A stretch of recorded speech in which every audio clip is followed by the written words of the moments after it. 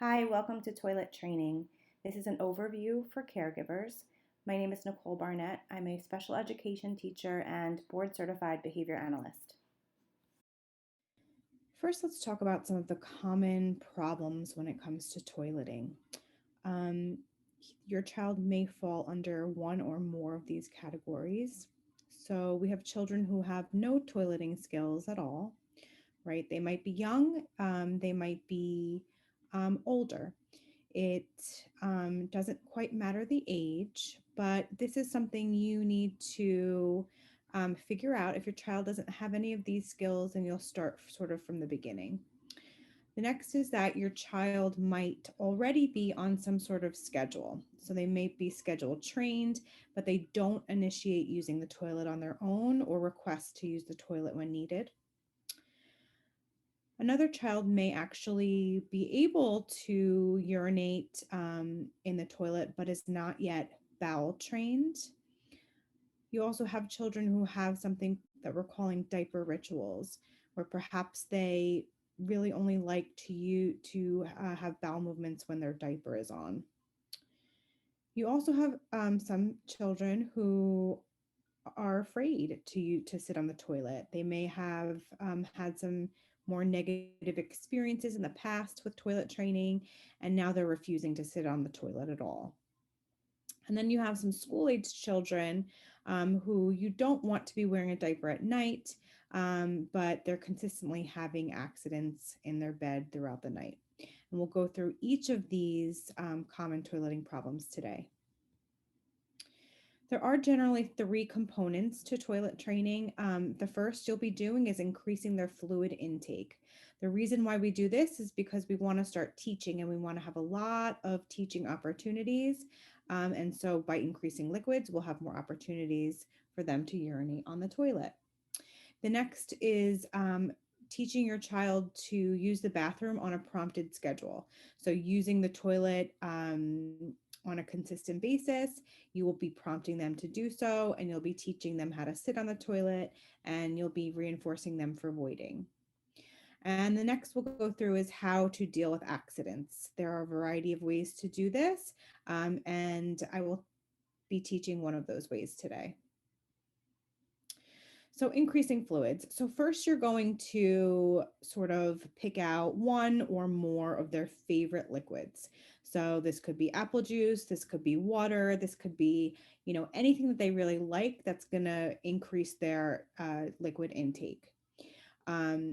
Liquids should be offered throughout the day as long as you're home and you're focusing on toilet training. Again, as I said before, it is to increase the toileting opportunities. The more opportunities we have to urinate, the more teaching opportunities are available. If you plan to leave the house, you want to definitely taper off those liquids beforehand to either decrease the chances of having an accident or hopefully preventing them entirely. And then each day you're going to discontinue, my mouse went, you're going to discontinue any sort of high fluid intake at least 2 hours before bed. So here's the prompted schedule. We're going to use a timer. Timer is definitely something that will help you, though it is not required. But even if you can set the timer on your stove or on your phone, you just want to establish a schedule. Now, at the end of each interval, and as far as the scheduled interval, I want you to start with at least 30 minutes. So every 30 minutes, you're going to be prompting your child to ask to use the bathroom and prompt them to go to the bathroom. So at the end of each interval, so maybe the timer rings, or it's at the end of each, on the half hour, an hour of each hour, you're going to prompt your child to ask for the bathroom. So we're already teaching them how to request. So the request should be made with your child's communication system that they're using. So if your child is verbal, you can use a verbal bathroom. If they're sign, then you would use whatever sign you want to teach them to sign for a bathroom, whether it's like this or it's an adapted sign. Whether or not they're using their speech generated device or PEC system, it doesn't matter as long as it's something that they're going to be using. And then with this, you can, because this is prompted and you are teaching, you can use a physical or visual or verbal prompts, right, to help them make the request. And then from there, you're going to sort of motor your child to the bathroom. Your child then sits on the toilet for 1 to 3 minutes. Okay.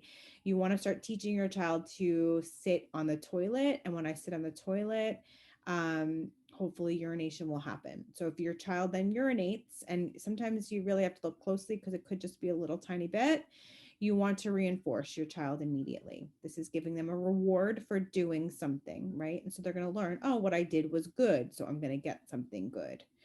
If your child sits but does not urinate, that is okay. You're not going to give them that reinforcer or reward, but you're going to say, it's okay, you didn't have to pee pee, we'll try again later.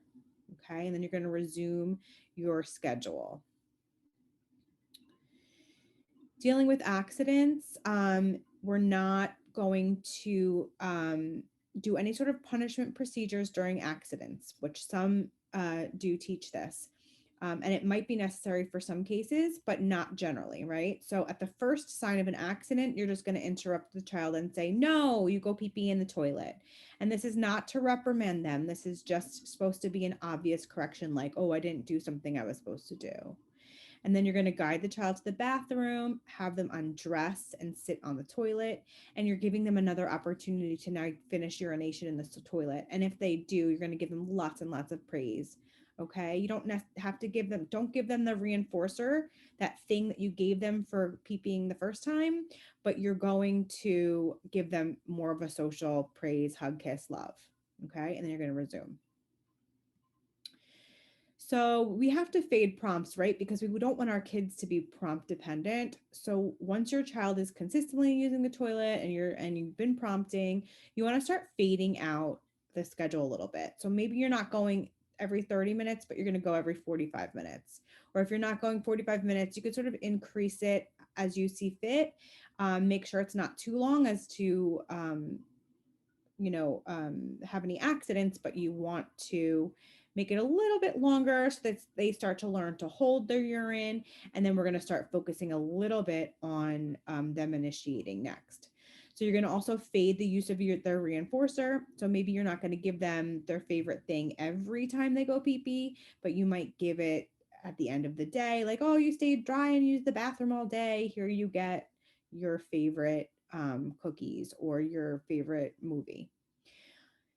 If you've been having them just wear underwear, so this might be actually something that you want to do so that you can really tell if your child's having accidents or not, is have them wear just underwear. Gray works the best because you can really see when it gets wet. But if you have been doing that, then you want to start putting pants on them. And that's another way to fade. And then you're also going to cut back on fluid intake and not flood anymore. Don't have their favorite drink available all the time. Now we're going to start more of a natural bathroom schedule. So you now want to focus on teaching your child to initiate requesting. So either requesting or initiating using the bathroom on their own, right? So you're going to do this after your child gets used to the voiding and being reinforced for urinating. And then as you gradually increase the time between toileting, you're going to have your child sort of near the bathroom. Sometimes we do like little walk bys, like maybe you don't put them in the bathroom, but you kind of go near the bathroom and see if they'll actually go in on their own, right? Or they'll request for the bathroom on their own. And then at this point, you've stopped reinforcing for every void, but now you're going to start reinforcing for independent requests or independent initiation to use the bathroom, like just walking in and going to the bathroom on their own. If your child is bladder trained, yay, congrats, but they are not bowel movement trained, right? So they don't want to do any BMs on the toilet. You're going to set up something very similar to the urination schedule. So you'll sort of set a schedule, when they use the bathroom usually. So you might have to track a little bit like, how often are they using the bathroom and around what time? And then you're going to have your child sit on the toilet for that period of time. So for BMs, you're going to have them sit longer on the toilet, right? So maybe 5 to 10 minutes, maybe even longer. If they do void, right, have a BM, then of course you're going to reinforce. If they don't, similar to the urination, you're just going to say, okay, we'll try later, or something along those lines. There's something that we're calling diaper rituals. So we have some children who really just refuse to have bowel movements in the toilet, and they even request for the diaper when it's time to have a bowel movement. So there's a couple things that we like to do. First, you want to identify a strong reinforcer, something that the kid really, really, really, really, really loves, and you might even isolate it. So isolating means that they can only get access to this reinforcer, to this favorite thing, when they have a bowel movement in the toilet or whatever your goal is. Okay. And they can't have it at any other times. If your child requests a diaper for bowel movements, what you're going to start, this is step one, is just require them, fine, give them the diaper, but they have to go into the bathroom to use the diaper. And then the next step would be, once your child's doing that successfully, is have them sit on the toilet while wearing the diaper. Okay. And some have even cut a hole in the diaper so that they can see that their bowel movement is released into the toilet. And this might get them used to that. And you're going to reinforce for each of these steps. So if your goal is to have them, poop in the bathroom with the diaper on, then you're going to reinforce them for doing that. The next goal is that they're going to sit on the toilet with their diaper on, then you're going to reinforce them for that, and so on. Sometimes we have kids that just refuse to sit on the toilet. Again, it's because of possibly some sort of aversion. So they had a negative history with the toilet, or perhaps they have anxiety because they've never done it before. There's a variety of reasons that this can happen. So you're going to have to actually teach your child to sit on the toilet. And your goal would be to have them at least sit for 2 to 3 minutes, right? But we're going to start small. So first, again, you identify that reinforcer, that awesome thing that they love, and you may want to isolate it, okay?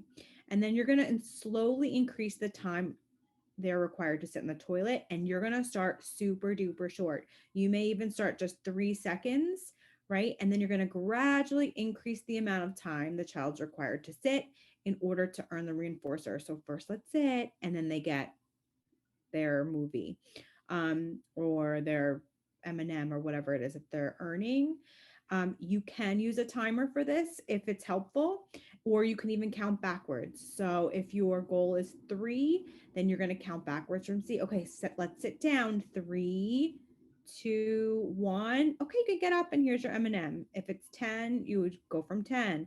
Okay, we're going to sit for 10 seconds. Let's sit down. 10, 9, 8, etc. Okay, and it's going to help them understand. Another common problem we have is bedwetting, right? So you have either a school-age child or a child you think is ready to stop wearing diaper at night, and but they're doing a lot of bedwetting. So some common approaches include, this is a must, restrict fluid intake after dinner, so at least 2 hours before bedtime. Another option is waking the child up throughout the night to void. So you may know when they're having their accidents, and you might just do more of a preventative measure. So either you're waking up every 2 hours and having them void.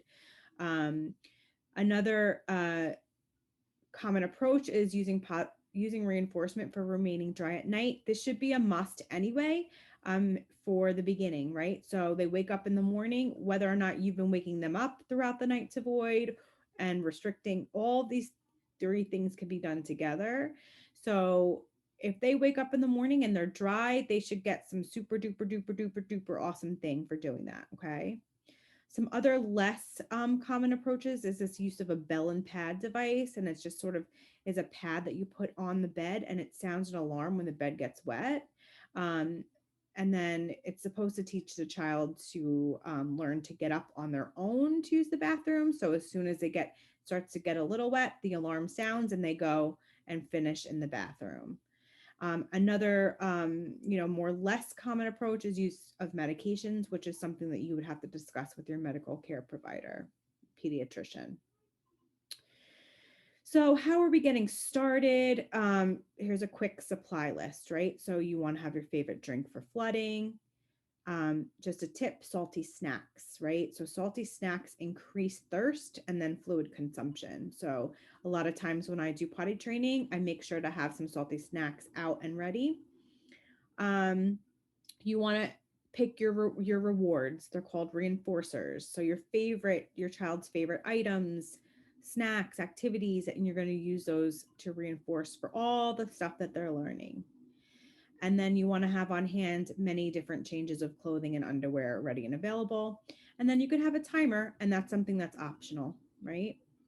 So sometimes this stuff doesn't work and you need a little bit more guidance or specific detailed plans for your child, or even just simple troubleshooting, right? Please feel free to contact me and I will help you with some of the issues that might come up. Sometimes we need more individualized plans, and that's okay. Again, you can contact me at nbarnett2@schools.nyc.gov for a little bit more support. And lots of luck to you. Thanks.